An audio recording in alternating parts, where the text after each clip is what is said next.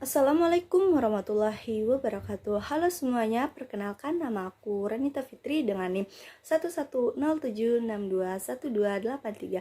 Di sini aku dari kelas D PGSD UNJ angkatan 2021.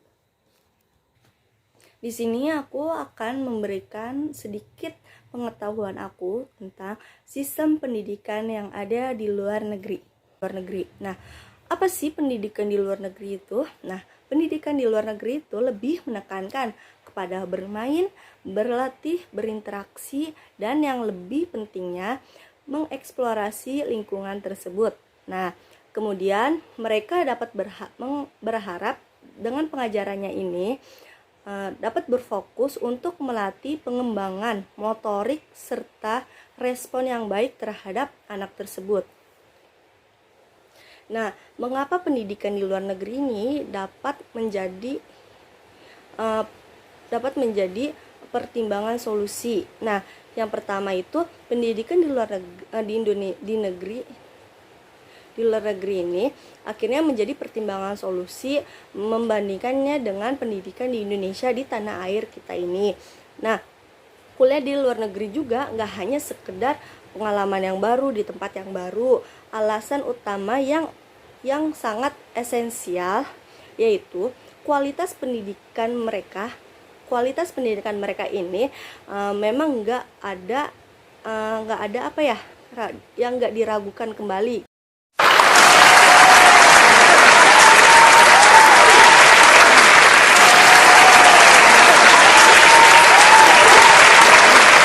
Nah, kemudian keunggulan sistem pendidikan di luar negeri. Yang pertama ada pendidikan dunia atau eksplorasi anak. Pendidikan di Indonesia ini lebih menekan, contohnya seperti pendidikan di Indonesia ini lebih menekankan kepada siswa tersebut harus bisa membaca, menulis, berhitung, atau memberikan pembelajarannya dengan sistem bersifat akademis. Nah, lain halnya dengan pendidikan di luar negeri. Pendidikan di luar negeri itu lebih menekankan kepada bermain, belajar berinteraksi, kemudian mengeksplorasi lingkungan sekitar, dan mereka juga dapat berharap dengan pengajarannya tersebut mereka dapat berfokus kepada pengembangan motorik serta respon yang baik kepada anak tersebut. Dan yang kedua ada masa orientasi yang relevan. Nah, yang seperti kalian ketahui, masa orientasi atau ospek di Indonesia ini lebih identik dengan hal-hal yang kurang relevan.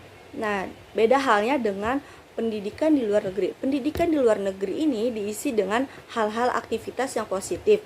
Contohnya, kita diajak untuk mengelilingi sekolah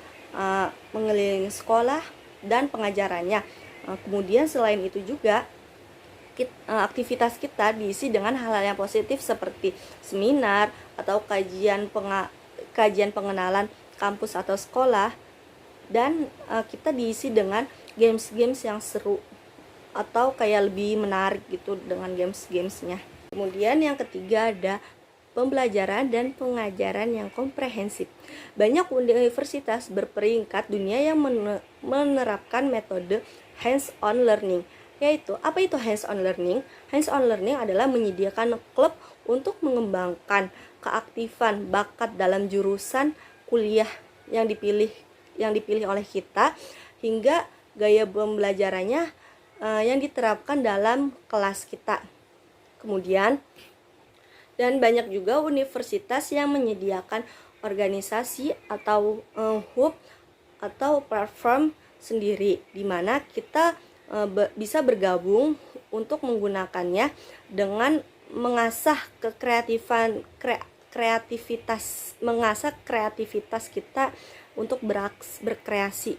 Jadi kita sekolah itu tuh menyediakan keaktifan kita, kreativitas kita. Kita mau memberikan kreativitas apa saja, itu sudah disediakan oleh sekolah tersebut.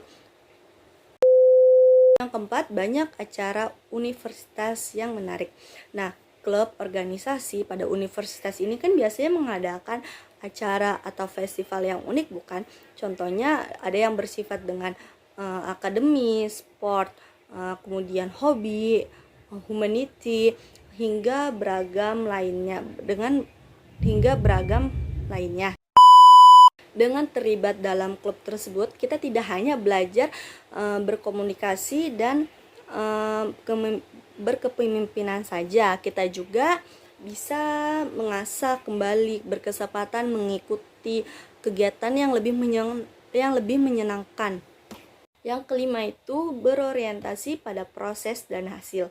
Nah, di luar negeri ini kita dibimbing untuk mengeluarkan pemikiran kita seluas-luasnya, mencari jalan keluar. Nah, mencari jalan keluarnya itu tidak instan. Kita harus belajar terus-menerus. Kayak kita mencari jalan keluarnya itu, kalau misalnya kita ingin sukses, contohnya kita ingin sukses, contohnya ya berarti kita kalau misalnya mau sukses tuh gak harus secara instan dong tiba-tiba sukses. Kita diajarkan untuk belajar. Dengan belajar, kita akhirnya dapat menghasilkan sesuatu yang memuaskan, yang bagus, seperti keinginan kita, target kita. Itu ada fokus bidang studi. Universitas di luar negeri ini banyak yang menawarkan bidang studi lebih fokus atau terspesialisasi. Contohnya di negara Australia, Amerika, Singapura yang menekankan beberapa spesialisasi dalam bidang seperti bidang seni, sains, teknik, teknologi, maupun aspek ilmu lainnya. Yang ketujuh, ujian akhir tidak selalu menjadi penentu. Kalau di Indonesia ini, penentu hasil akhir studi ini dengan ujian akhir yang diadakan dengan serentak. Lain halnya dengan pendidikan di luar negeri. Kebanyakan universitas di luar negeri menentukan hasil akhir studi dengan nilai akumulasi pembelajaran yang dilakukan dalam keseharian mereka. Yang kedelapan ada beragam biaya pendidikan terjangkau. Nah, contohnya, kalau misalkan kita sekolah di luar negeri itu tidak menggunakan uang yang sedikit, pastinya kita mengeluarkan uang yang sangat banyak. Pendidikan yang terjangkau alias ramah di kantong mahasiswa. Contohnya seperti di negara Jerman. Di negara Jerman itu ada pendidikan yang gratis. Kuliah di luar negeri adalah impian yang wajib tercapai pada sebagian orang yang ingin berkuliah di luar negeri. Selain mendapatkan ilmu, melanjutkan pendidikan di luar negeri juga, kita dapat pengalaman yang baru dengan lingkungan yang baru. Melanjutkan pendidikan di luar negeri ini tentunya tidak praktis. Tentunya banyak hal-hal yang harus kita lalui. Contohnya seperti persiapan kita yang matang, niat kita yang sahih, yang benar, yang lurus. Kita harus menyesuaikan budaya kita, lingkungan kita, sistem belajar kita, dan bahasa yang berbeda. Artinya banyak hal yang harus kita pertimbangkan sebelum kita kuliah di luar negeri. Tips-tips apa aja sih yang harus dipersiapkan untuk kuliah di luar negeri itu? Yang pertama, alasan serta motivasi yang tepat. Kita kenapa memilih untuk berkuliah di luar negeri? Pasti tentunya kita memiliki motivasi yang kuat. Yang kedua, membuat rencana yang matang. Setelah kita memberi alasan atau motivasi kita mengapa ingin sekolah di luar negeri, pastinya kita membuat rencana yang matang, bukan? Kita sebagai mahasiswa atau ingin berkuliah atau berpendidikan di luar negeri, kita tidak boleh malas untuk mencari informasi tentang beasiswa ataupun